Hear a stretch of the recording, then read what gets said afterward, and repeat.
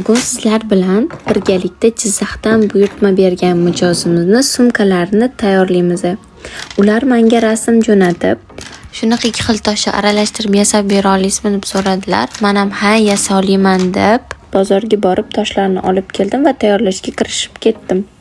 Bu sumkani tayyorlash uchun menga 2 kun vaqt kerak bo'ldi. Agar siz ham sumka to'qishga qiziqsangiz va qanday qilishni, narsalarni qayerdan olishni bilmayotgan bo'lsangiz, men sizni o'zimni offline master-klassimga taklif qilaman.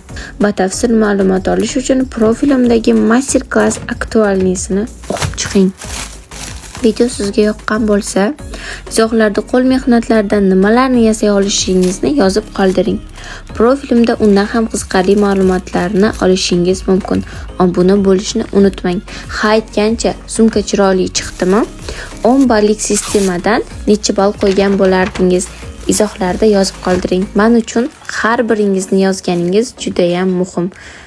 Mijozimizning buyurtmalari ham tayyor. Endi uni pochtadan o'z egalariga yetkazamiz.